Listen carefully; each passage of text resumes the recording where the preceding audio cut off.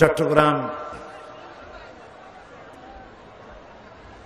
ইসলামী সমাজ কল্যাণ পরিষদ কর্তৃক আয়োজিত তাফসীরুল কোরআন মাহফিল 25 বছর পূর্তি উপলক্ষে আয়োজিত এ মাহফিলের সম্মানিত সভাপতি শাইখুল হাদিস আল্লামা হযরত মাওলানা শামসুদ্দিন সাহেব মাদ্দিজুল্লাহুল আলী, ফুরফুরার গদ্দিনশীন পীর হযরত মাওলানা আবুল আনসার মোহাম্মদ আব্দুল কাহ্হার আল কুরাইশি দামাত বরকাতুহুল আলিয়া। মঞ্চে উপস্থিত রয়েছেন জনশ্রদ্ধেয় খুঁটাখালীর পীর সাহেব। মঞ্চে উপবিষ্ট আছেন এদেশের কবি জগতের প্রধান কবি আল মাহমুদ, হাজারাত উলামায়ে কেরাম, উপস্থিত বাংলাদেশ এর বিভিন্ন জেলা থেকে আগত, পার্শ্ববর্তী দেশ ভারত বার্মা থেকে আগত সম্মানিত ভাইয়েরা, পর্দার আড়ালের মা এবং বোনেরা, সুপ্রিয় সাংবাদিক বৃন্দ, আসসালামু আলাইকুম ওয়া রাহমাতুল্লাহি তাআলা ওয়া বারাকাতুহু।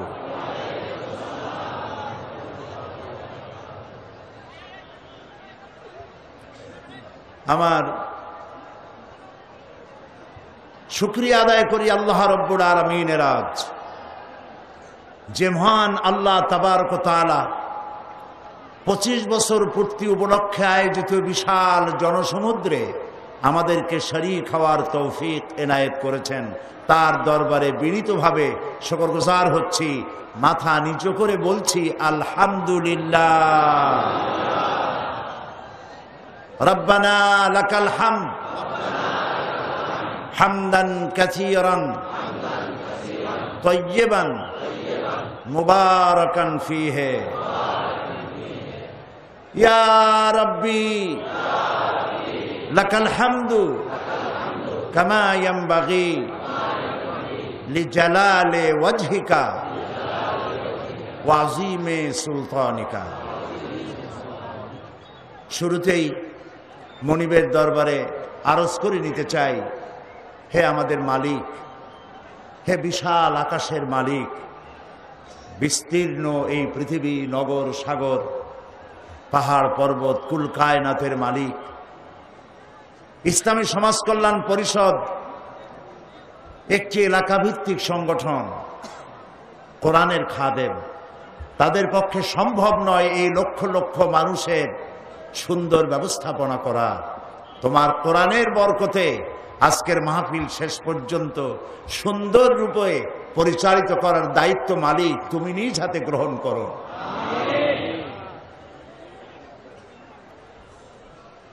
আমার সম্বোধনের মধ্যে চট্টগ্রাম যেখানে মাহফিল হচ্ছে তাদের কথা বলা হয়নি। আজিয়া এত্তরে মাহফিলের 25 বছর পূর্তি উপলক্ষে আর পক্ষতন অনারার বেক্ষুণের লাগি ধন্যবাদ জানাই।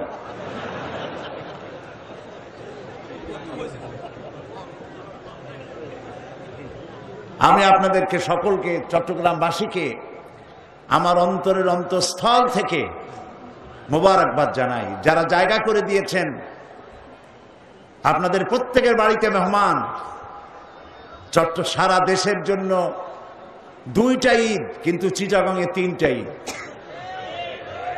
এটি ঈদের মহামিলনের মতো, প্রত্যেক বাড়িতে মেহমান, হোটেলগুলি ভর্তি, কোনো জায়গায় সিট নাই, রাস্তাঘাট চতুর্দিকে ভর্তি। আজ আপনারা যে সহ্য করে ধৈর্য ধরে লক্ষ লক্ষ মানুষকে যাতায়াতের বসার ব্যবস্থা করেন, আল্লাহ রাব্বুল আলামিন চট্টগ্রামের মুসলমান নরনারীদেরকে এমন আমল করার তৌফিক দিন যাতে করে এই রকমের ভাবে জান্নাতের ভিতরে আল্লাহ বসার তৌফিক আমাদের সকলকে দান করেন। প্রিয় ভাই সব, আমার অত্যন্ত স্নেহাস্পদ, আমি যাকে স্নেহ করি, যার বক্তব্য অত্যন্ত পছন্দ করি, অধ্যাপক মফিজুর রহমান সাহেব আপনাদের সামনে বলেছেন সবর, সবর এবং সবর। আজকের মাহফিলে সবর করাই সব থেকে জরুরি। আল্লাহ যেন আমাদেরকে সবর করার তৌফিক এনায়েত করেন এবং সকল রকমের হাজাত থেকে আল্লাহ যেন মোনাজাত শেষ হওয়া পর্যন্ত আমাদেরকে মুক্ত রাখেন। আমরা যেন আদবের সাথে আল্লাহ তাআলার কালাম যেন শুনতে পারি, আল্লাহ তৌফিক দেন। বিগত 4 দিন আমি আলোচনা করেছি আপনাদের সামনে সূরা আর রহমানের একটি আয়াত, ছোট্ট একটি আয়াত আলোচনা করেছি।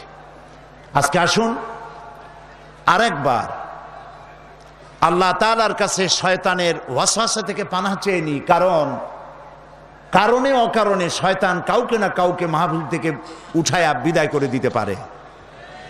এই জন্য পানাহ চাইতে হবে কার কাছে?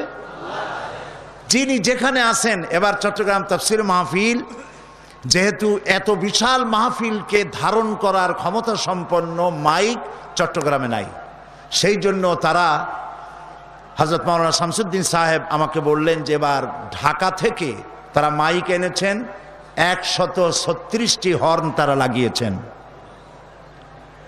মাইক, লাইট সব কিছু যেন আল্লাহ তাআলা কোরআনের সপক্ষে কাজ করার জন্য আল্লাহ তাআলা যেন সহযোগী বানিয়ে দেন।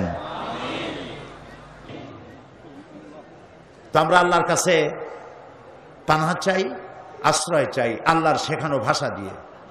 পড়ছি, আউযু বিল্লাহি মিনাশ শাইতানির রাজীম, বিসমিল্লাহির রাহমানির রাহিম, আর রহমানু আল্লামাল কুরআন, খালাকাল ইনসানা আল্লামাহুল বায়ান। সাদাকাল্লাহুল আযীম। কোরআনে কারীমের আলোচনার তো কোনো শেষ নাই। 40 বছর যাবৎ কোরআনে কারীমের কথা দয়া করে আল্লাহ তার এই অযোগ্য নগণ্য বান্দা দিয়ে বলাচ্ছেন, শেষ করতে পারিনি। ছোট্ট ছোট্ট আয়াত। আর রহমান আল্লামাল কোরআন, তিনি পৃথিবীবাসীকে তার দয়া এত বেশি, যত দয়া তিনি করেছেন তার মধ্যে মানব গোষ্ঠীর জন্য সর্বশ্রেষ্ঠ দয়া হচ্ছে তিনি কোরআন শিখিয়েছেন। এবং কোরআন মানুষকে সৃষ্টি করেছেন কোরআন শিখাবার জন্য। আল্লামাল কোরআন, খলাকাল ইনসান, মানব গোষ্ঠীকে সৃষ্টি করা হয়েছে আল্লামাল কোরআন, যাতে করে কোরআন শিখানো যায়। সুবহানাল্লাহ। আল্লাহ তাআলা তিনি দয়াবান, তিনি কোরআন শিক্ষা দিয়েছেন এবং তিনি আমাদেরকে সৃষ্টি করেছেন। খালাকাল ইনসান, কে আমাদের স্রষ্টা বলুন তো? সবাই বলুন, আল্লাহ তাআলা। আল্লাহ তাআলা কোরআনে কারীমের মধ্যে বলছেন, হাল আতা আলাল ইনসানি হিনুম মিনাদ দাহরি লাম ইয়াকুন শাইআম মাযকুরা। মানুষের উপরে কি অন্তহীন মহাকালের এমন একটি সময় অতিবাহিত হয়নি যখন সে কোনো উল্লেখযোগ্য বিষয় হিসেবে পরিগণিত ছিল না। একটা সময় এমন ছিল যখন এই পৃথিবীতে আমরা আসার আগে আমাদের কোনো অস্তিত্ব ছিল না। আমাদের অস্তিত্ব দুটি ভাগে ভাগ করা ছিল। একটি ছিল পিতার নুতফার ভিতরে, আরেকটি ছিল মায়ের নুতফার ভিতরে। পৃথিবীতে আমরা আসার আগে এই অস্তিত্ব এরকম দুভাবে বিভক্ত করা ছিল এবং তা এত সূক্ষ্ম যা ক্ষুদ্রাতি ক্ষুদ্র জিনিস দেখার জন্য যে মাইক্রোস্কোপ যন্ত্র দরকার,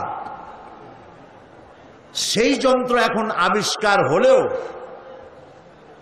এই উভয়ের নুতফার ভিতরে কি পরিমাণ সন্তান সৃষ্টি হওয়ার ক্ষমতা রাখে এইটা বোঝার মতো মেশিন আজ পর্যন্ত পৃথিবীতে আবিষ্কার হয় নাই।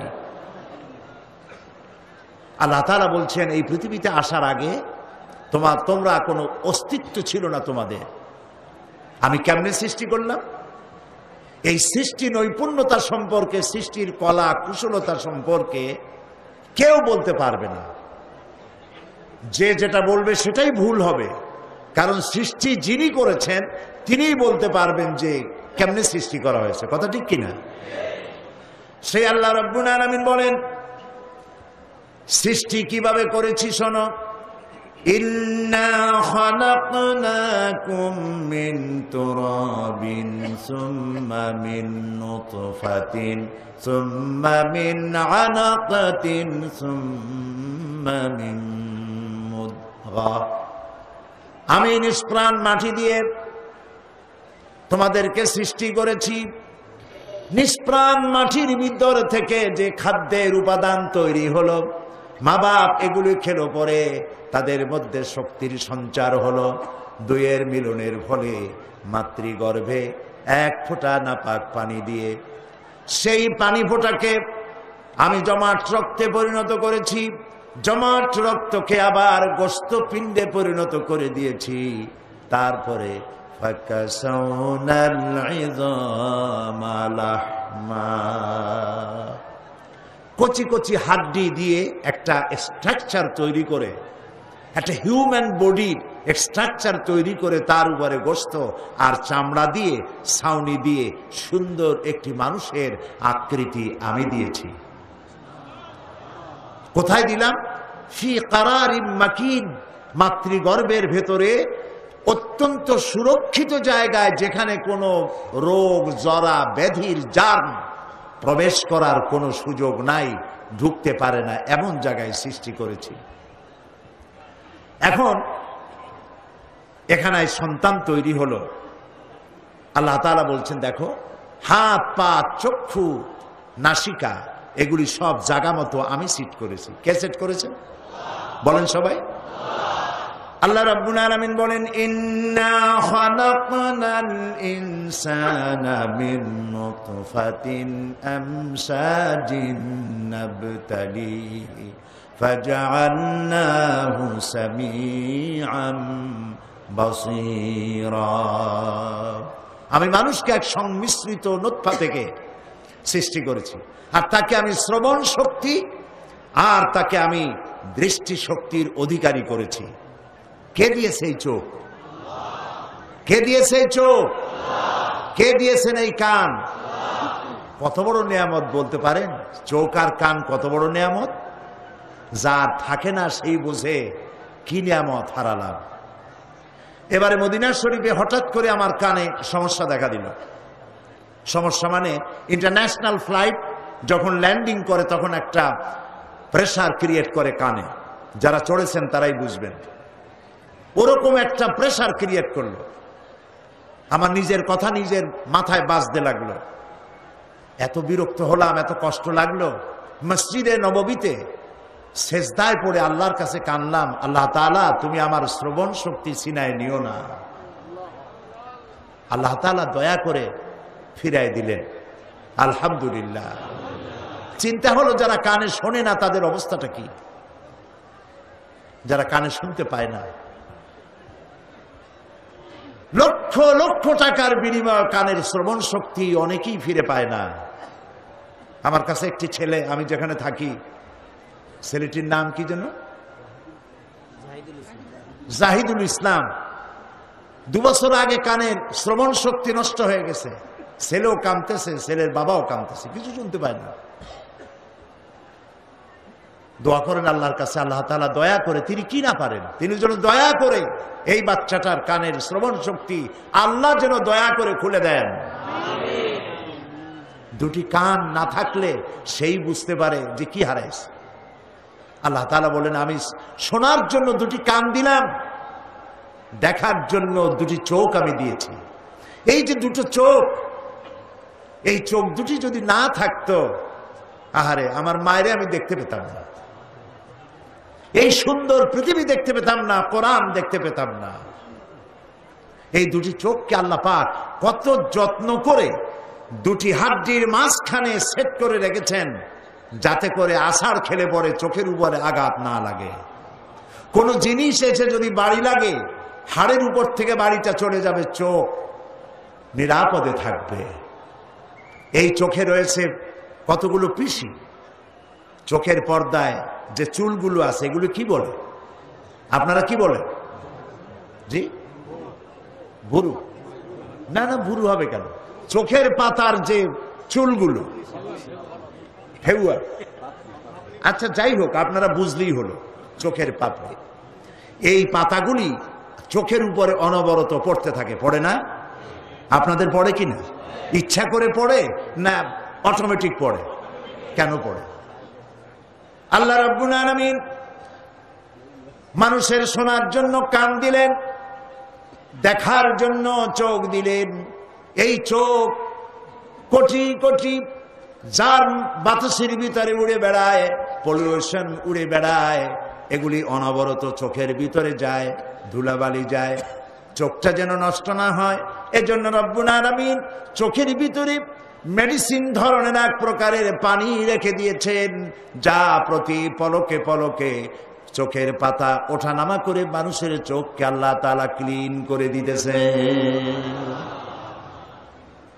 সৃষ্টি করে তাকে প্রতিপালন করতেছেন আল্লাহ তাআলা।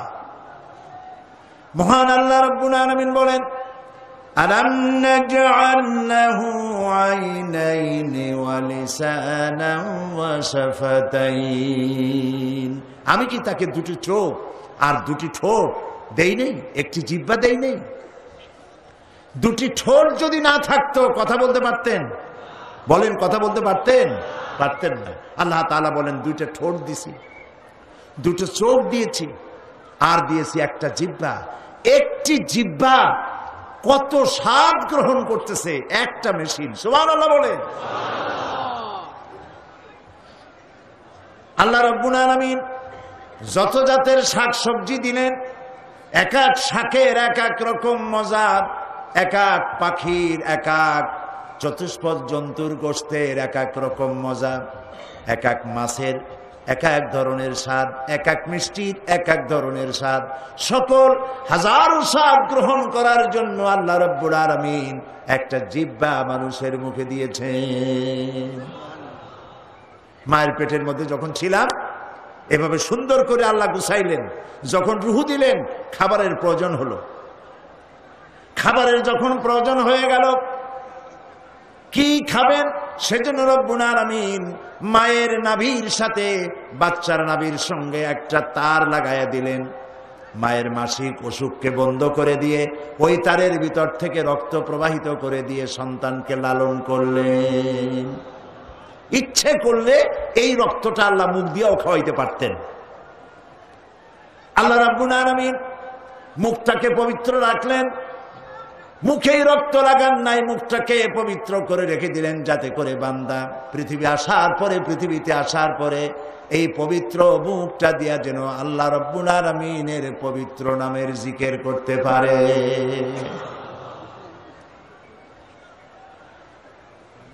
মায়ের পেটের ভিতর থেকে সন্তান এলো, সুম্মা নুখরিজুকুম তিফলা, বাচ্চার আকারে মায়ের পেট থেকে বের করে নিয়ে আসলাম। আল্লাহ তাআলা বলছে কোরআনে কারিমে, রব্বুল আলামিন বলেন, ইয়া আইয়ুহাল ইনসানু মা গাররাকা বিরাব্বিকাল কারীম। হে মানব সকল, কোন জিনিস ধোঁকায় ফেলে দিল তোমার মহান প্রভু রবের ইবাদত থেকে, তার গুণগান গুণকীর্তন করা থেকে? কে তোমাকে গাফেল করে দিল? ওই খোদা। الذي خلقك فسواك فعدلك في أي سورة ما شاء ركبك। যে আল্লাহ রাব্বুল আলামিন তোমাকে সৃষ্টি করলেন, সুগঠিত করলেন, তোমাকে সুন্দর করে সাজাইয়া সুসামঞ্জস্য করে সৃষ্টি করলেন। ফাদালাক ফি আইয়ি সূরাতিন মা শাআ রাক্কাবাক। রাক্কাবা ইউরাক্কিবু তারকিবান, একটা একটা করে জোড়া দিয়ে সুন্দর করে আমি তৈরি করলাম। দেখুন হাতের দিকে তাকান, হাতের আঙ্গুলের মাথা থেকে বাহুর মূল পর্যন্ত এখানে 6টা জোড়া আছে। এই 6টা জোড়ার এখানকার কবজাটা, এই জোড়াটা যদি না থাকতো এখানে হাত হতো না, এটা কি হইতো? একখানা লাঠি হইতো। কি হতো? একখানা লাঠি। ভাত খাওয়া যাইতো না, রুটি খাওয়া যাইতো না, নিজেরটা নিজে খাওয়া যেত না। দুইজন বসতো একজন আরেকজনের সামনে, এ তাকে খাওয়াবে, ও তাকে খাওয়াবে, নিজের খাবার নিজে খাওয়া যেত না। ঠিক না? পা থেকে শুরু করে কতগুলি কবজা আল্লাহ লাগাইছেন, পায়ের গিরায় লাগাইছেন, হাঁটুতে লাগাইছেন, কোমরে লাগাইছেন, গর্দানে লাগাইছেন, বাহুতে, হাতে, এরকম 360টি জোড়া আল্লাহ শরীরের মধ্যে সেট করে দিয়েছেন। এরপরে আল্লাহ রাব্বুল আলামিন অসংখ্য রগ রেশা দিয়া শরীরটাকে গোছায় দিলেন। চিকিৎসা বিজ্ঞানীরা বলেছেন, যারা মানুষের এই শরীর নিয়ে নাড়াচাড়া করে, তারা বলেছেন যে মানুষের শরীরে যতগুলি নার্ভ আল্লাহ তাআলা দিয়েছেন, সমস্ত নার্ভগুলি, শিরা উপশিরাগুলি যদি বের করে একটার পর একটা গিরা দিয়ে যদি এভাবে লাগানো যেত, তাহলে পৃথিবী একবার প্রদক্ষিণ করে আসা যাবে একজন মানুষের। আর যদি টুকরো টুকরো করে বের করে যদি সাজায়া পরস্পর রাখা হয়, তাহলে 1 একর জমিন লাগবে তা সাজায়া রাখতে। এই যে অসংখ্য নার্ভ আল্লাহ তাআলা দান করেছেন, তা এই জন্য যাতে করে আপনি যা খান সেই শক্তি পা থেকে মাথা পর্যন্ত সর্বত্র ছড়িয়ে যায়। সুবহানাল্লাহ। আমার হাতে যদি রক্ত না আসে, পায়ে যদি রক্ত না যায়, হাত পাও কি হবে বলেন তো? পক্ষাঘাত হবে, প্যারালাইসিস হয়ে যাবে। যিনি সৃষ্টি করেছেন তিনি অসংখ্য নার্ভ সিস্টেম করে দিয়েছেন, আর এই রক্তগুলিকে পাঞ্চিং করার জন্য, ছড়িয়ে দেওয়ার জন্য একটা জেনারেটর আল্লাহ তাআলা বুকের মধ্যে স্থাপন করে দিয়েছেন। সেই জেনারেটরের নাম কি বলতে পারবেন? হার্ট। এই হার্ট, বিজ্ঞানীরা বলেছেন, মানুষের শরীরের সব বুঝি, কিন্তু হার্ট এইরকম করে কেন এইটা বুঝি না। আজ পর্যন্ত আবিষ্কার হয় নাই কার হুকুমে এটা এরকম করে। যার হুকুমে করে তিনি কে?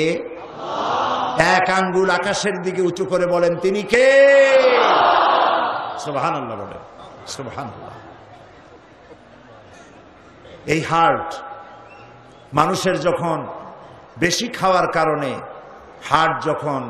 হার্টের করোনারি আর্টারিগুলি যখন ন্যারো হয়ে যায়, রক্ত ঘন হওয়ার কারণে যখন রক্ত চলাচল বন্ধ হয়, তখন হার্ট অ্যাটাক করে। আর এই সময় প্রয়োজন হয় অপারেশনের। আমার অপারেশনের প্রয়োজন হয়েছিল, কিন্তু আল্লাহ তাআলার এক নেক বান্দা তিনি দোয়া করলেন, জাতির কাছে দোয়া চাইলেন যে আল্লাহ তাআলা তোমার এই গোলামকে বিনা অপারেশনে ভালো করে দাও, অপারেশন যেন লাগে না। আমি সেই আল্লাহ তাআলার গোলামের নাম আপনাদের শোনাই দেই, অধ্যাপক গোলাম আজম। তিনি আমেরিকা থেকে এসেছিলেন। এয়ারপোর্টে নেমেই সাংবাদিকদের সামনে তিনি এই কথা বললেন, পত্রিকায় খবর এলো। তিনি দোয়া করলেন, আল্লাহ তাআলা অপারেশন ছাড়া ভালো করো। আল্লাহ দয়া করে অপারেশন ছাড়াই আমাকে ভালো করে দিলেন, আলহামদুলিল্লাহ। কিন্তু বিজ্ঞান কোথায় গেছে আমি অবাক হয়ে গেছি। আমি তো মৃত্যুর জন্য তৈরি হয়ে গেছি। তারা আমাকে বলেছে, আপনাকে যে কাজটা করব, এই কাজের জন্য 1% লোক মারা যায়। এই কাজ করতে গিয়ে 1% ব্রেনের মধ্যে রক্তক্ষরণ হয়, 1% হার্ট অ্যাটাক করে, 1% কিডনি ফেলিওর হয়। সই করেন। এখন আমার তো মুখ কালো হয়ে গেছে। এই কথা শোনার পরে সই করা লাগবে। আল্লাহর উপরে ভরসা করে সই করে দিলাম। আমাকে নিয়ে টেবিলের উপরে শোয়াই দিল অপারেশন থিয়েটারে। এরপরে এক ডাক্তার এসে পরিচয় করলো, আমি আপনার রেডিওলজিস্ট, আমি আপনার কার্ডিয়াক, এরকম পরিচয় করতে লাগলো। একটা সাদা কাপড় আমার উপর চড়াই দিল। আমার মনে পড়লো যে মৃত্যুর আগে তো এরকম ফেরেশতা আসবে। এক ফেরেশতা এসে বলবে, আমি তোমার পানি সরবরাহকারী ফেরেশতা ছিলাম, সারা পৃথিবী খুঁজলাম তোমার জন্য এক ফোঁটা পানি পাই নাই। আমি তোমার খাদ্য সরবরাহকারী ফেরেশতা ছিলাম, সারা পৃথিবী খুঁজলাম তোমার জন্য এক কণা খাদ্য পাই নাই।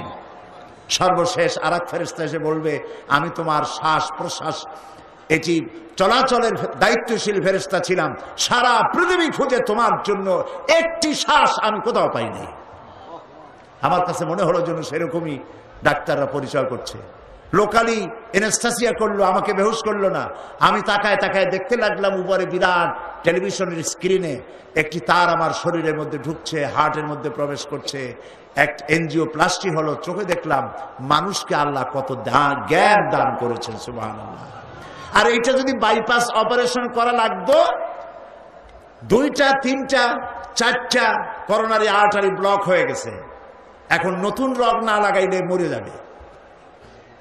এই বান্দাকে বাঁচাবার জন্য গরু ছাগলের রগ দিলে হবে না, বান্দার কল্যাণের জন্য রব্বুল আলামিন মানুষের রানের ভিতরে, হাঁটুর গোশতের ভিতরে, বাহুর ভিতরে এক্সপায়ার কিছু রগ রেখে দিয়েছেন, যেগুলি হার্ট অপারেশনের সময় সেখান থেকে নিয়ে আল্লাহ রব্বুল আলামিন ব্যবস্থা রেখেছেন যাতে করে ওইখানে নতুন করে রগ লাগায়া আবার তার রক্ত চলাচলের ব্যবস্থা করা যায়। যালিকুমুল্লাহু রাব্বুকুম, এই হচ্ছে আমাদের আল্লাহ। বলেন সুবহানাল্লাহ। যিনি মানুষের সকল প্রয়োজনকে মিটিয়ে দেন। মানুষকে আল্লাহ হার্ট দিয়েছেন, তাকে ব্রেন দিয়েছেন, এবং এই ব্রেনের বহু শক্তি দিয়েছেন। একটা কম্পিউটার যত ডাটা ইনফরমেশন যা কিছু সে তার ভেতরে আপনি রিজার্ভ করতে পারবেন, প্রিজার্ভ করতে পারবেন। আপনার ব্রেন তার থেকে লক্ষ গুণ বেশি রিজার্ভ করতে পারবে আপনার ব্রেন।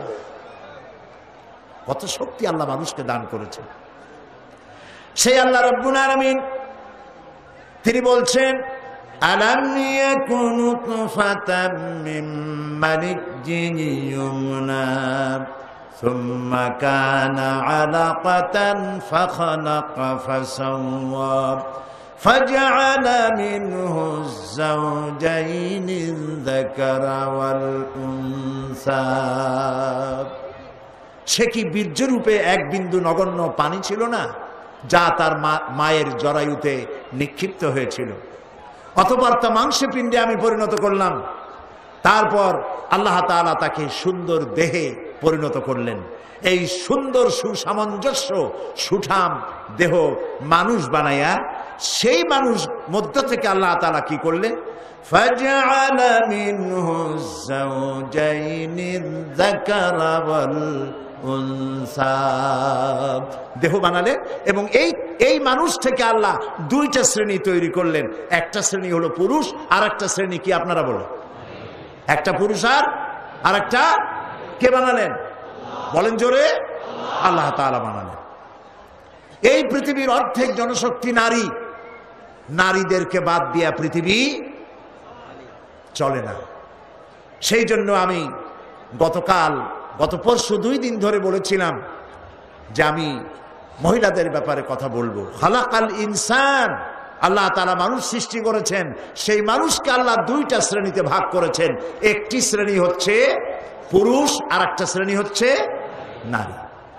এখন দেখেন কোরআন কি বলছে। আল্লাহ তাআলা বলছেন, ইন্নাদ দীনা ইনদাল্লাহিল ইসলাম, আমার কাছে কেবলমাত্র মনোনীত একটাই জীবন ব্যবস্থা, যার নাম, বলেন জোরে, আরো জোরে বলে, এটার নাম হলো ইসলাম। এই ইসলাম পৃথিবীর মানুষের সকল সমস্যার সমাধান পেশ করেছে। সুবহানাল্লাহ। এক শ্রেণীর বুদ্ধিজীবী, তথাকথিত বুদ্ধিজীবী, তারা বলেন যে ইসলাম নারীকে ঠকিয়েছে, ইসলাম নারীকে পর্দার নাম করে তাদেরকে গৃহকোণে আবদ্ধ করে তাদের অধিকার থেকে বঞ্চিত করেছে। এ কথা কি ঠিক? এ কথা কি ঠিক? মোটেই ঠিক নয়। বরং ইসলাম মানুষের বর্ণ বৈষম্য দূরীকরণ, শ্রমিকদের অধিকার, অমুসলিম নাগরিকদের অধিকার, নারী এবং পুরুষের সম অধিকার, এ সব কিছু ইসলামের কালজয়ী আদর্শ। ইসলাম নারীকে পুরুষের সমান করে দিয়েছে। মানুষ হিসাবে আল্লাহর কাছে মানুষ হিসাবে পুরুষ এবং নারী সমান অধিকার রাখে। আল্লাহ তাআলা বলছেন, খালাকাকুম মিন নাফসিন ওয়াহিদাতিন ওয়া খালাকা মিনহা যাওজাহা, তোমাদেরকে আল্লাহ তাআলা সৃষ্টি করেছেন এবং তোমাদের থেকে তোমাদের জোড়া স্ত্রীদেরকে আল্লাহ তাআলা সৃষ্টি করেছেন। 2-1টি ক্ষেত্র ছাড়া নারীরা আল্লাহর কাছে পুরুষের সমান, এতে কোনো পার্থক্য নাই। প্রিয় ভাই সব, যে যুগে নারীর কোনো মর্যাদা ছিল না, কোনো সম্মান ছিল না, মেয়ে হয়ে জন্মগ্রহণ করাই ছিল অপরাধ, সেই যুগে নারীর সম্মান দিয়েছে কে? সেই মধ্যযুগের কথাই চিন্তা করুন।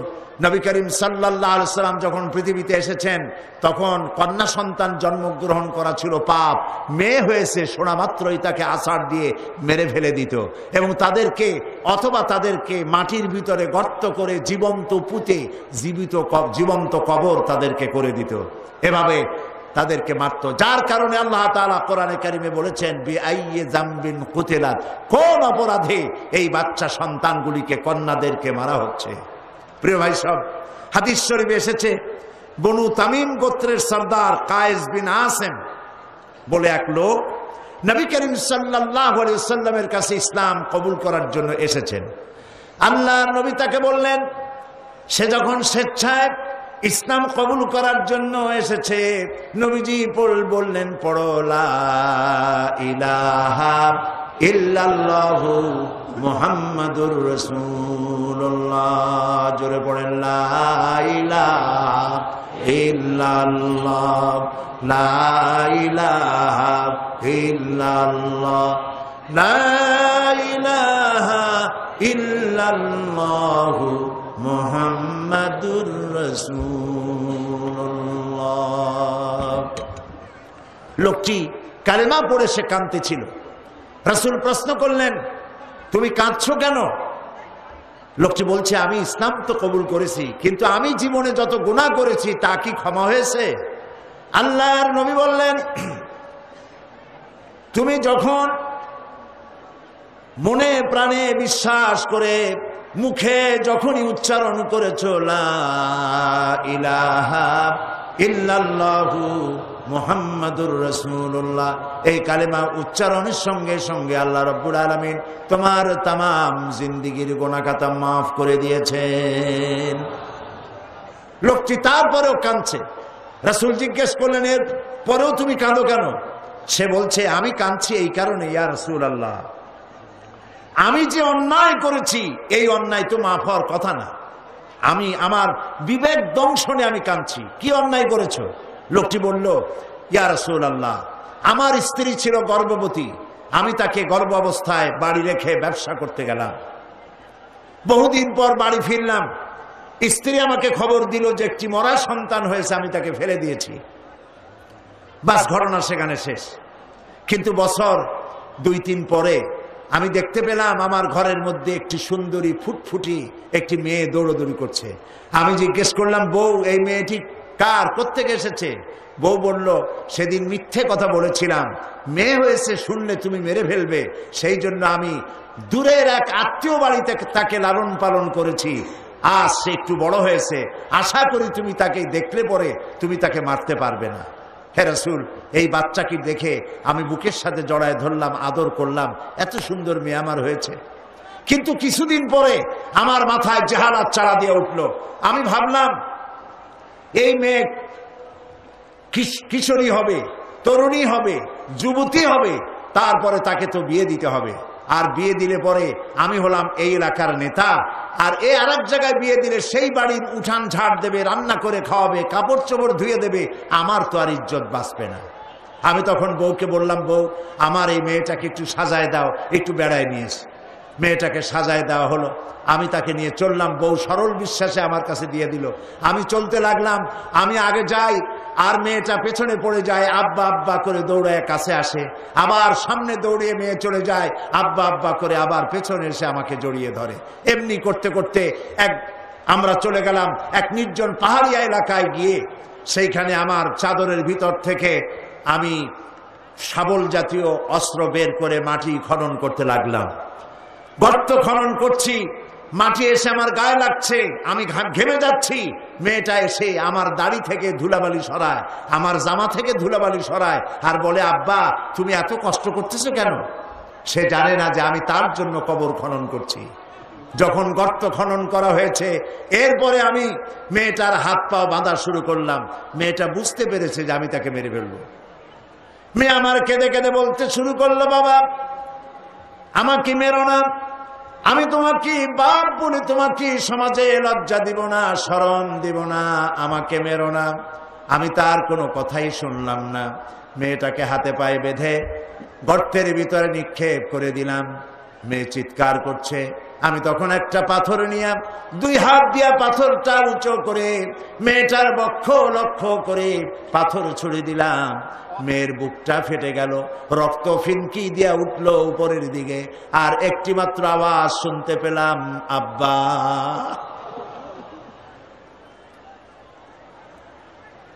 হাদিস শরীফে লেখা হয়েছে, নবী করিম সাল্লাল্লাহু আলাইহি ওয়াসাল্লাম ঘটনা শুনতেছিলেন, আর নবীজির 2 চোখ থেকে পানি গড়িয়ে পড়তেছিল, দাড়ি ভিজে ভিজে পড়তেছিল।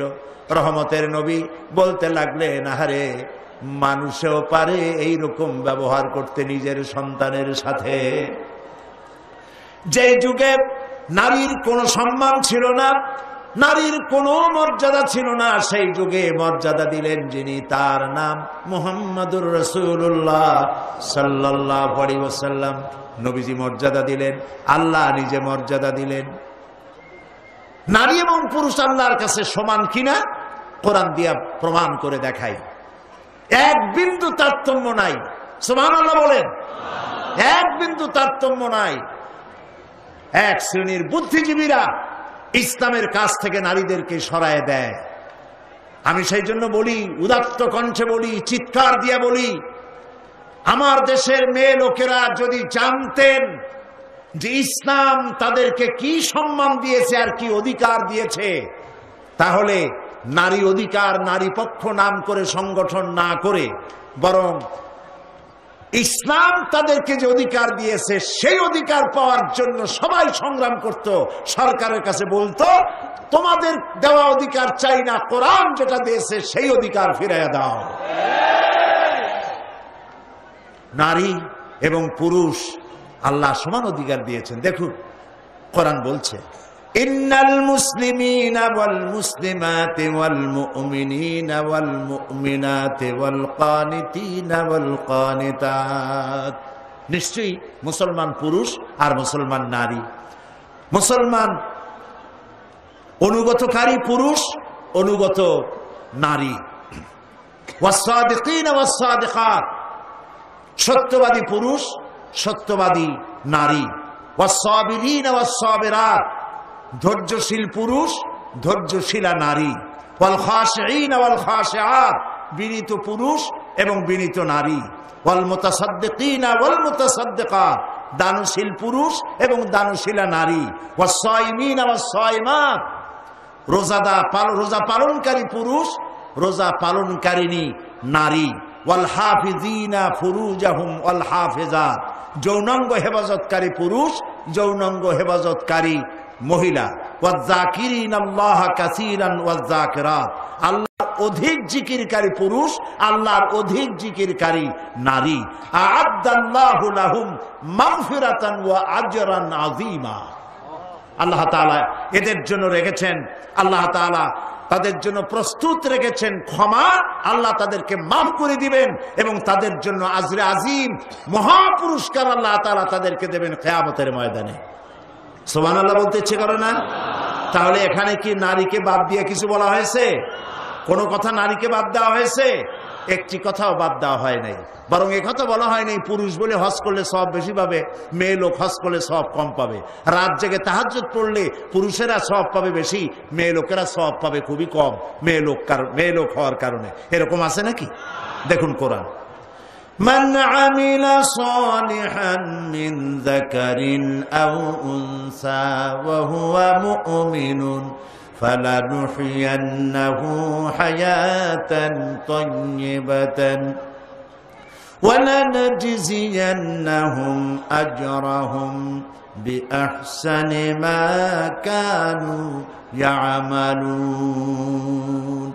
আল্লাহ রাব্বুল আলামিন বলেন, পুরুষ এবং নারী যারা ঈমানদার, ঈমান অবস্থায় তারা যারা পবিত্র জীবন যাপন করবে, আর যারা পবিত্র জীবন যাপন করবে পুরুষ হোক আর নারী হোক, আল্লাহ রাব্বুল আলামিন তাদেরকে কিয়ামতের দিন শ্রেষ্ঠ পুরস্কারে তাদেরকে ভূষিত করবেন।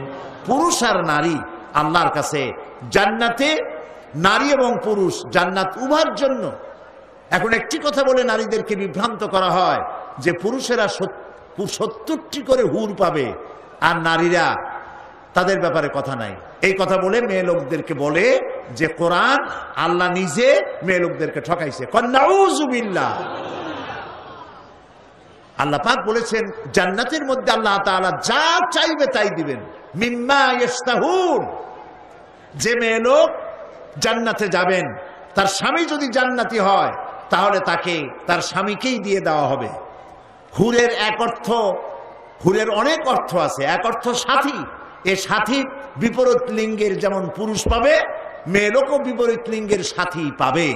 এই জন্য কিয়ামতের দিনে জান্নাতের মধ্যে যদি স্বামী জান্নাতে না যায়, শুধু স্ত্রী জান্নাতে গেছে, আল্লাহ তার জন্য এক স্বামী, তার জোড়া আল্লাহ তৈরি করে দেবেন সেখানে। সুবহানাল্লাহি ওয়া বিহামদিহি। মিম্মা ইস্তাহুন। যা চাইবে তাই পাইবে। তাও আলহামদুলিল্লাহ বলবেন না? একজন বলছিল যে হুজুর, যা চাইবো তাই যদি পাওয়া যায় তাহলে আমার তো খুব হোক্কা খাওয়ার অভ্যাস আছে না, অনেকের বিড়ি সিগারেট খাওয়ার অভ্যাস, আমার তো খুব হোক্কা খাওয়ার অভ্যাস। তো কিয়ামতের দিন এটা কি আমরা আল্লাহ কি হোক্কা টোক্কা দেবে জান্নাতের মধ্যে চাইলে পরে? সে বুজুর্গ ব্যক্তি বলছেন যে দেখো ভাই, আল্লাহ একটা ওয়াদা করছেন যে জান্নাতে যা চাইবে তাই পাইবে। এখন যদি তুমি হোক্কা চাইয়ে বসো তাহলে তো আল্লাহর দিতেই হবে, যেহেতু তিনি ওয়াদা করেছেন। তবে একথা ঠিক, জান্নাতের এত ভালো ভালো নিয়ামত হইয়া পচা হোক্কা খাওয়ার নিয়ত তোমার মনে আসবে না, এটাও ঠিক। আল্লাহ রাব্বুল আলামিন মেয়ে, নারী এবং পুরুষ সৃষ্টি করে তাদের অধিকারকে প্রতিষ্ঠিত করেছেন। এক শ্রেণীর কবি সাহিত্যিকরা তারা নারী এবং পুরুষের মাঝে বিরাট দেওয়াল সৃষ্টি করেছেন এবং রীতিমতো অধিকার আদায়ের নামে পুরুষের বিরুদ্ধে যুদ্ধ ঘোষণার ব্যবস্থা করেছে। অথচ পুরুষ আর নারী পরস্পরের শত্রু নয়, বন্ধু। পুরুষ আর নারী পরস্পর কি? পুরুষ আর নারী পরস্পর কি? এ বন্ধুকে আমি বানাইলাম না। والمؤمنون والمؤمنات بعضهم أولياء بعض يأمرون بالمعروف وينهون عن المنكر। আল্লাহ পাক বলেন মোমেন পুরুষ আর মোমেনা নারী এরা পরস্পর পরস্পরের বন্ধু।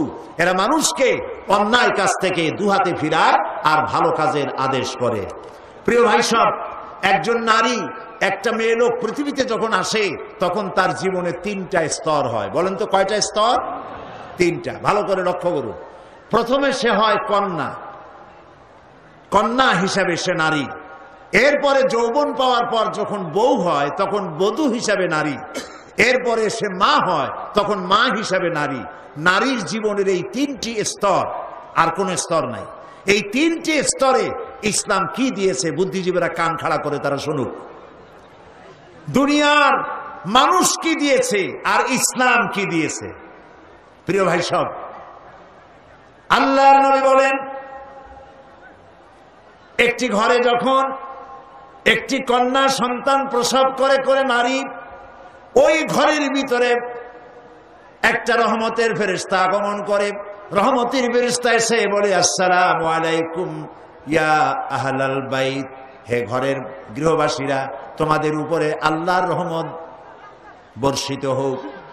এই কথা বলে ফেরেশতা নবজাতক কন্যার মাথার কাছে গিয়ে তার নূরের তৈরি ডানা বুলাতে থাকে আর বলতে থাকে, এই কন্যা সন্তানটিকে যে আদব শিখাবে, দিন শিখাবে, ভালোবাসবে, আর এটিকে যে আদব আর দিন শিখায়া তাকে সাহায্য করবে, আল্লাহর সাহায্য তার জন্য কিয়ামত পর্যন্ত অব্যাহত থাকবে। এই কথা কিন্তু কোনো পুত্র সন্তানের জন্য বলা হয় নাই, বলা হয়েছে কি সন্তানের জন্য? কন্যা সন্তানের জন্য। আমার দেশে বহু লোক আছে বারবার মেয়ে হয় স্ত্রী, এই জন্য বউকে তালাক দিয়ে দেয়, মুখ কালো করে থাকে, বউর সাথে কথা কয় না, শ্বশুর বাড়ি যায় না, বউকে তালাক পর্যন্ত দিয়ে দেয়। নাউজুবিল্লাহ। প্রিয় ভাই সব, কন্যা সন্তান হওয়ার জন্য কে দায়ী? স্বামী দায়ী না স্ত্রী দায়ী? কেউ দায়ী, কাউকে দায়ী করা যাবে না। দেন কে? বলেন সবাই। কোরআনে কারিমে আল্লাহ রাব্বুল আলামিন বলেছেন, আমি কাউকে কন্যা সন্তান দেই, পুত্র সন্তান দেই না, কাউকে পুত্র সন্তান দেই, কন্যা সন্তান দেই না, কাউকে কন্যাও দেই, পুত্রও দেই, কাউকে কিছুই দেই না।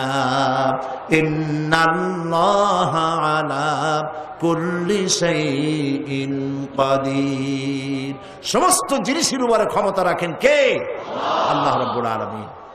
নবী করিম সাল্লাল্লাহু আলাইহি ওয়াসাল্লাম বলছেন, মান আলা জারিয়াতাইন হাত্তা তাবলুগা যা ইয়াউমাল কিয়ামাতে আনা ওয়া হুয়া কাহাতাইন ওয়া দাম্মা আসাবিহু। রাওয়াহু মুসলিম। মুসলিম শরীফের হাদিস। নবীজি বলেন, কেউ যদি দুই কন্যার পিতা হয়, শুনতেছেন কথা? কেউ যদি দুই কন্যার পিতা হয় আর কন্যা দুটিকে যদি লালন পালন করে, স্নেহ করে, আদব করে, দিন শিখায়, ঈমান শিখায়, তাহলে ওই দুই কন্যার পিতা আর আমি মুহাম্মদ সাল্লাল্লাহু আলাইহি ওয়াসাল্লাম জান্নাতের ভেতরে পাশাপাশি অবস্থান করব। সুবহানাল্লাহ। এরকম একটি হাদিস পুত্র সন্তানের জন্য নাই। রাসূলুল্লাহর সব পুত্র সন্তান ইন্তেকাল করেছিলেন, একজনও ছেলে বেঁচে নাই। ছিল বেঁচে? আল্লাহ রাব্বুল আলামিন দেখেন কোরআনে বলছেন, মা কানা মুহাম্মাদুন আবা আহাদিম মির রিজালিকুম ওয়ালাকিন রাসূলুল্লাহি ওয়া খাতামান নাবিয়্যিন। মুহাম্মদ সাল্লাল্লাহু আলাইহি ওয়াসাল্লাম তোমাদের কোনো পুরুষদের পিতা নন। কথার হিকমত দেখেন। মুহাম্মদ সাল্লাল্লাহু আলাইহি ওয়াসাল্লামের ছেলে ছিল না? বলেন ছিল না ছেলে? আল্লাহ তাআলা বলছেন যে মা কানা মুহাম্মাদুন আবা আহাদিম মির রিজালিকুম। মুহাম্মদ সাল্লাল্লাহু আলাইহি ওয়াসাল্লাম তোমাদের কোনো পুরুষদের পিতা না, কিন্তু ছেলে তো হয়েছিল। কিন্তু ছেলে মারা গেছে তুহুলিয়াতে, বাচ্চা অবস্থায়, রেজাল্ট পর্যন্ত পৌঁছায় নাই, পুরুষ হওয়া পর্যন্ত, যেখানে রাজুল বলা হয় সেই রাজুল হওয়া পর্যন্ত পৌঁছায় নাই, তিফলের হালতে মারা গেছে। আল্লাহর কথা কত হিকমাতানা হাকিমানা আন্দাজের কথা। তোমাদের কোনো পুরুষের পিতা তিনি নন। ছেলেরা সব মারা গেল, বেঁচে ছিল কারা? গোটা হাদিস গ্রন্থ সব তালাশ করুন, সমস্ত সন্তান মারা যাওয়ার পরেও একদিন, ছেলে সন্তান মারা যাওয়ার পরে নবীজি একদিনের জন্য হাত তুলে বলেন নাই, রব্বুল আলামিন আমার ছেলেগুলি তুমি নিয়ে গেছো, দয়া করে একটা ছেলে আমারে দাও। দোয়া করলে কবুল হইতো না? আরে ভাই কথা কন না কেন? নবীজির কি হাত তোলা লাগে? না না, হাত তুলে মোনাজাত করা লাগে না, মুখ দিয়া বলা লাগে না। আমার নবী তো সেই মাকামের নবী, মনে এরাদা করতে দেরি আছে, মঞ্জুর হতে দেরি নাই। তিনি মক্কা শরীফ থেকে হিজরত করে মদিনা মুনাওয়ারায় এসেছেন, নামাজ পড়তেছেন বাইতুল মাকদাসের দিকে ভিড়ে, কিন্তু মন চায় কিবলার দিকে, কাবা শরীফের দিকে, মক্কা শরীফের দিকে নামাজ পড়ার জন্য। সেজন্য মন চায়, সেজন্য হাত উঁচু করেন না, মুখ দিয়েও বলেন না, মাঝে মাঝে আকাশের দিকে তাকান আর মনে মনে ভাবেন জিবরাইল যদি এরকম একটা আয়াত নিয়ে আসতো। জোহরের নামাজ পড়তেছিলেন নবীজি, 2 রাকাত নামাজ পড়া হয়ে গেছে, তাশাহুদ পড়তেছিলেন, এমন সময় হযরতে জিবরাইল আলাইহিস সালাম নাজিল হয়ে গেলেন। সুবহানাল্লাহ, কি শানওয়ালা, বরকতওয়ালা, ইজ্জতওয়ালা নবী। দুনিয়ার সব নবীকে বলা হয়েছে ওহী আনার জন্য অমুক পাহাড়ে যাও, অমুক ওহী আনার জন্য অমুক গাছের কাছে যাও। জিবরাইল কারো কাছে আসিয়া দেয় নাই, ওহী আনার জন্য নবীদের যাওয়া লাগছে। মুহাম্মদ সাল্লাল্লাহু আলাইহি ওয়াসাল্লামকে কোনোদিন বলা হয় না ওহী আনার জন্য যান। নবীজি হযরত আয়েশার ঘরে আরাম ফরমাচ্ছেন, ওহীর প্রয়োজন হয়েছে, সেখানে ওহী নাজিল হয়ে গেছে। জিহাদের ময়দানে উটের পৃষ্ঠে, ঘোড়ার পৃষ্ঠে আছেন, ওহীর প্রয়োজন হয়েছে, সেখানেই নাজিল হয়েছে। নবীজি যেখানে ওহী সেখানে নবীজি নামাজ পড়ে তাশাহুদ শেষ করেছেন, 3য় রাকাতে দাঁড়াবেন জোহরে। এমন সময় হযরত জিবরাইল নাজিল হয়ে ওহী অবতীর্ণ করলেন। قد نرى تقلب وجهك في السماء ও নবী আমি লক্ষ্য করছি আপনি বারবার আমার আকাশের দিকে তাকাচ্ছেন আপনি মুখ ফুটে বলছেন না আপনার মন চাচ্ছে মক্কা শরীফে কিবলার দিকে কাবা শরীফের দিকে ফিরে নামাজ পড়ার জন্য মন চাচ্ছে আপনার ইরাদা পুরো হয়ে গেছে নামাজের বাকি কিবলার দিকে মক্কার দিকে ফিরে আদায় করুন জোহরের বাকি 2 রাকাত তিনি আবার মক্কা শরীফের দিকে পড়লেন এই মসজিদ আজও আছে এবং 2টা কিবলা 2টা মেহরাব সেই মসজিদে এই জন্য নাম হয়েছে মসজিদে কিবলাতাইন যারা দেখেন নাই আজকের এই কোরআনের মাহফিল থেকে দোয়া করি আল্লাহ দয়া করে এই মসজিদ দেখাইও দয়া করে তোমার বাইতুল্লাহ দেখাইও তোমার ঘর দেখাইও তোমার নবীর রওজার কিনারে গিয়ে সালাম দেওয়ার তৌফিক দিও বাবু প্রিয় ভাই সব রাসূলুল্লাহ যদি দোয়া করতেন আল্লাহ আমার একটা ছেলে দাও ছেলে হয়ে যেত ঠিক না কিন্তু তিনি দোয়া করেন নাই ছেলে মেয়ে তিনি উভয়কে ভালোবেসেছেন এবং কন্যা সন্তানের গুরুত্ব আল্লাহ বেশি দিয়েছেন রাসূলুল্লাহ বেশি দিয়েছেন কোরআন হাদিস নারীর গুরুত্ব সব থেকে বেশি দিয়েছেন প্রিয় ভাই সব নবী করিম সাল্লাল্লাহু আলাইহি ওয়াসাল্লাম নিজের কন্যাকে এত ভালোবাসতেন কোন জায়গায় যাওয়ার সময় সকলের শেষে হযরত ফাতেমা রাদিয়াল্লাহু তাআলা আনহাকে বলে যেতেন আর কোন দিক থেকে আসলে সকলের আগে হযরত ফাতেমার সঙ্গে তিনি দেখা করতেন সবার আগে হাদিস শরীফে এসেছে একবার নবী করিম সাল্লাল্লাহু আলাইহি ওয়াসাল্লাম মুখ মলিন করে বসে আছেন সাহাবায়ে কেরাম নবী করিম সাল্লাল্লাহু আলাইহি ওয়াসাল্লামের সঙ্গে কথা বলতে সাহস পাচ্ছে না কেউ কিছুক্ষণ পরে তিনি উঠে গেলেন হযরত আলীর ঘরে আরো কিছুক্ষণ পরে তিনি ঘর থেকে বেরিয়ে এলেন হাসি খুশি মেজাজ নিয়ে সাহাবায়ে কেরাম ভরসা পেলেন বললেন ইয়া রাসূলুল্লাহ আমরা তো কিছুই বুঝতে পারি নাই কথা বলতেও সাহস পাই নাই আপনার চেহারার অবস্থা এরকম ছিল আমরা ভয় পেয়ে গেছি আবার হযরত ফাতেমার ঘরের থেকে ফিরে এসে আপনার সুন্দর চেহারা আবার হাসি খুশি হয়েছে কারণ কি বুঝলাম না নবী করিম সাল্লাল্লাহু আলাইহি ওয়াসাল্লাম বলছেন ওদের মধ্যে একটু মনোমালিন্য হচ্ছিল আর আমি খুব কষ্ট পাচ্ছিলাম ওদের মধ্যে বুঝতে পেরেছেন হযরত ফাতেমা এবং আলীর মধ্যে নবী করিম সাল্লাল্লাহু আলাইহি ওয়াসাল্লাম বলছেন আমি ভিতরে গেলাম দুজনকে মিটমাট করে দিয়ে আসলাম এখন তারা হাসি খুশি আমার তাই খুশি ফিরে আসছে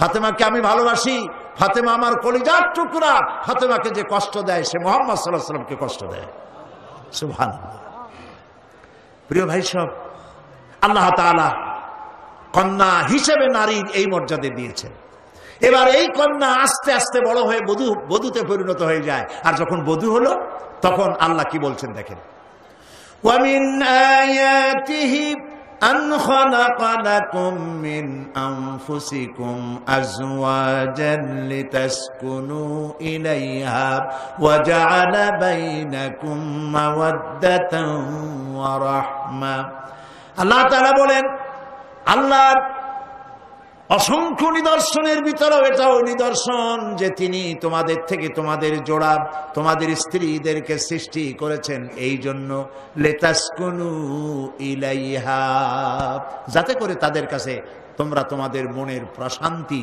খুঁজে পাও আর তোমাদের উভয়ের মধ্যে আমি ভালোবাসা আর করুণা সহৃদয়তার সৃষ্টি করি লক্ষ্য করুন এখানে আল্লাহ তাআলা বলছেন ওয়া জাআলা বাইনাকুম মাওয়াদ্দা ওয়া রাহমা প্রথমে ভালোবাসা তারপরে দয়া যখন এই ভালোবাসাটা আল্লাহ দিয়ে দিলেন মনে করেন ছেলে হলো ঢাকার মেয়ে হলো চট্টগ্রামের মেয়ে শুটকি খুব পছন্দ করে কিন্তু ঢাকার ছেলে শুটকি পছন্দ করে না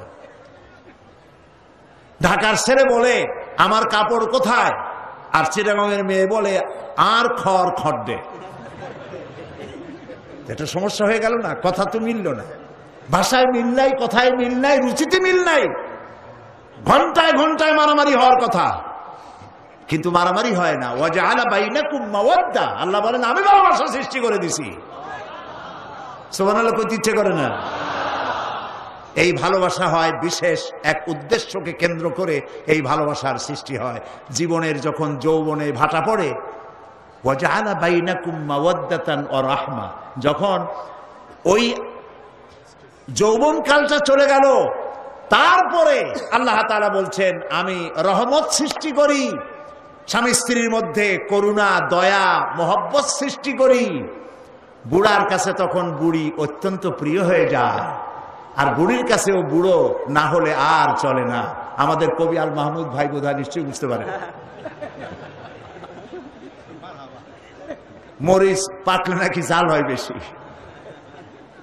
সুতরাং আল্লাহ রাব্বুল আলামিন বলছেন ওয়াজআলা বাইনাকুম মাওয়াদ্দাতান ওয়া রাহমা, আমি প্রথমে ভালোবাসার সৃষ্টি করি, পরে উভয়ের মধ্যে করুণা আর সহৃদয়তার সৃষ্টি করে দিই।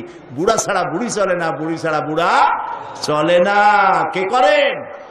আরে ভাই জোরে কর না, কে করেন? যালিকুমুল্লাহু রাব্বুকুম, এই হচ্ছে আমাদের আল্লাহ, ইনি হচ্ছেন রব। এবং এই স্ত্রী বানিয়ে দিলেন তোমার, কলেমাকে সাক্ষী রেখে স্ত্রী তোমার জন্য হালাল হয়ে গেল, পুরুষের জন্য হালাল হলো। এখন আল্লাহ বলছেন হুন্না লিবাসুন লাকুম ওয়া আনতুম লিবাসুন লাহুন, তারা তোমাদের ভূষণ স্বরূপ, তোমরা তাদের ভূষণ স্বরূপ। স্ত্রী স্বামীর পোশাক স্বরূপ, স্বামী স্ত্রীর পোশাক স্বরূপ। লক্ষ্য করুন আল্লাহর কথার মধ্যে কত বিজ্ঞানসম্মত কথা। আগেই বলেন সুবহানাল্লাহ।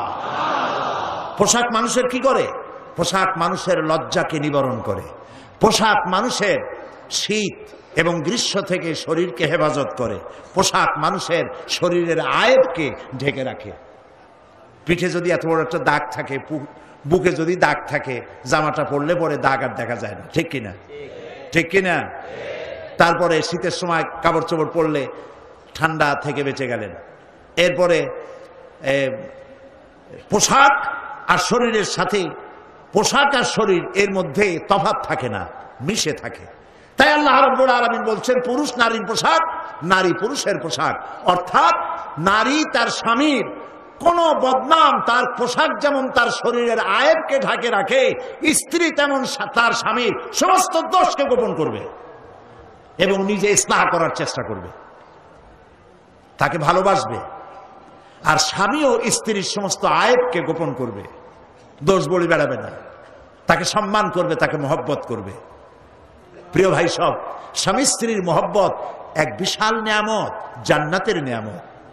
হতে পারে আপনার ঘরের মধ্যে এসি আছে, ফ্রিজ আছে, রেফ্রিজারেটর আছে, আপনার ঘরের মধ্যে আধুনিক জীবন ধারণের সামগ্রী, সুখ সামগ্রী যা দরকার সব আছে, কিন্তু বউ দাজ্জাল মার্কা, বউ কথা শোনে না, অথবা স্বামী দাজ্জাল মার্কা, কথায় কথায় ঝগড়া করে। এই ঘরে কি শান্তি আছে? বলেন না শান্তি আছে? শান্তি নাই। এর থেকে বরং পাহাড়তলি রেল স্টেশনের বস্তিতে সারাদিন রিক্সা চালায়া রিক্সা চালক ঘরে গিয়ে ঢুকেছে, মোটা আটার পুরু রুটি, মোটা ডাইল পাতলা করে রান্না করা, এগুলো বউ পাশে বসে খাওয়াচ্ছে, পাশে বসে খাওয়ায়।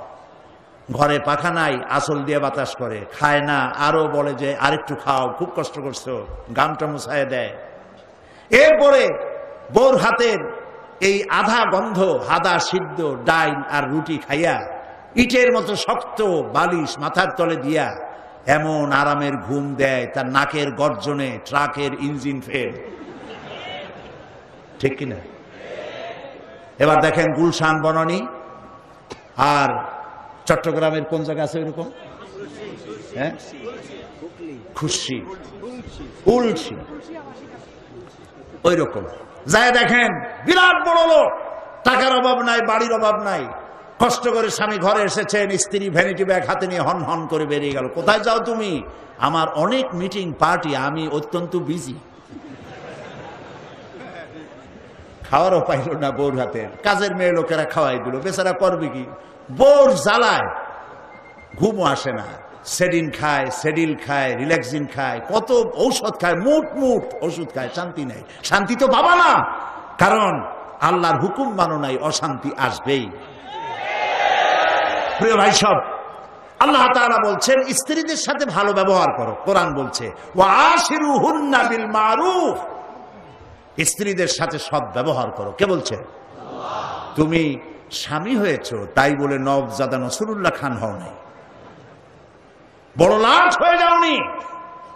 স্ত্রীর সাথে তোমার সুসম্পর্ক থাকতে হবে, ভালোবাসো তাকে। কাছের নবী করিম সাল্লাল্লাহু আলাইহি ওয়াসাল্লাম মেয়ে লোকদেরকে বলেছেন কাঁচ, কাঁচ বোঝেন তো, গ্লাস, কাঁচ, কাঁচের মতো ক্ষণভঙ্গুর। এবং বাকাহার বলেছেন সোজা করতে চাইও না বেশি, তাহলে কি হবে, ভাঙ্গা যাবে। তার মানে স্বামী স্ত্রীর সম্পর্ক নষ্ট হয়ে যাবে। বেশি সোজা করতে চাইও না। মেয়েদের ফিতরত এরকমই, বেশি স্যাক্রিফাইস করতে থাকো, অনেক স্যাক্রিফাইস করো। নবী করিম সাল্লাল্লাহু আলাইহি ওয়াসাল্লামের স্যাক্রিফাইস দেখুন। হযরত আয়েশা বলেন, নবীজি রাষ্ট্রীয় কাজ শেষ করে একদিকে নবী, বিশ্ব নবী, আর একদিকে প্রেসিডেন্ট, সুবহানাল্লাহ বলেন, সারাদিন কাজ করে ক্ষুধার্ত ক্লান্ত শ্রান্ত হয়ে ঘরের মধ্যে প্রবেশ করেছেন। আমার তখনও রান্না হয় নাই, কারণ খাবার ছিল না, জোগাড় করতে দেরি হয়েছে। ঘরে ঢুকে খাবার না পেয়ে নবীজি ভুরু কুঞ্চিত করেন নাই, চোখ মোটা করে আমার দিকে তাকান নাই, একটা ধমকও দেন নাই, বরং আমার কাছে বসে আটা বেলে অথবা তরকারি কুটে আমাকে রান্নায় সাহায্য করেছেন বিশ্ব নবী। এই ছিল রাসূলের চরিত্র, সুবহানাল্লাহ। এই জন্য দুনিয়া পাগল ছিল তার জন্য। হযরতে খাদিজা রাদিয়াল্লাহু তাআলা আনহা, হযরতে খাদিজা রাদিয়াল্লাহু তাআলা আনহা, তিনি খাবার বহন করে খাবারগুলি পৌঁছে দিতেন রাসূলুল্লাহকে। রাসূলুল্লাহ যখন তাকে বলেছিলেন, খাদিজা গো, আল্লাহ আমাকে নবী বানিয়েছেন, আমার উপর ঈমান আনো, আল্লাহর উপর ঈমান আনো, এক অদেখা আল্লাহরে বিশ্বাস করো। হাতে বানানো মূর্তিগুলি নিজেরও কোনো উপকার করতে পারে না। স্ত্রী তো ভালোবাসা দিতে পারে, টাকা পয়সা দিতে পারে, এমনকি জীবনটাও দিতে পারে, কিন্তু ঈমান আনতে পারে না, মোটেই সহজ নয়। আপনি বাইরে গিয়ে খুব বলতে পারেন যে আমি রাহনুমায়ে তরিকাত, সিরাজুল মিল্লাত, আশিকে পান্দান, সিয়াহে দান্দান, অনেক বড় নাম খুঁজে পাওয়া যায় না, অনেক মুরিদ বানান। জিজ্ঞেস করা উচিত, হুজুর আপনার বউ মুরিদ হয়েছে নাকি? কারণ স্ত্রী সব জানে। এখন কথা বলবেন না আপনারা নাকি? সব জানে। আপনি কেমন আপনার স্ত্রী জানে, আপনার ড্রাইভার জানে, আপনার সাথে যারা তারা জানে আপনি কি বলেন আর আপনার আচরণ আর আমলটা কেমন। ফাঁকি দেওয়া যাবে না। সুতরাং স্ত্রীকে ফাঁকি দেওয়া খুব কঠিন।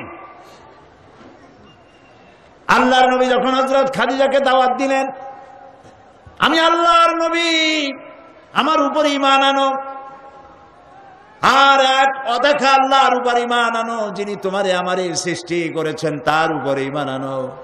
হযরত খাদিজা এক মুহূর্ত দেরি করেন নাই, সঙ্গে সঙ্গে উচ্চারণ করেছেন লা ইলাহা ইল্লাল্লাহু মুহাম্মাদুর রাসূলুল্লাহ। হযরত খাদিজা বলছেন কি জানেন? কালেমা পড়ে বলছেন ইয়া আবাল কাসিম। তিনি নবীজিকে ডাকতেন হে কাসিমের পিতা, ইয়া আবাল কাসিম, 15টি বছর আপনার ঘর করেছি,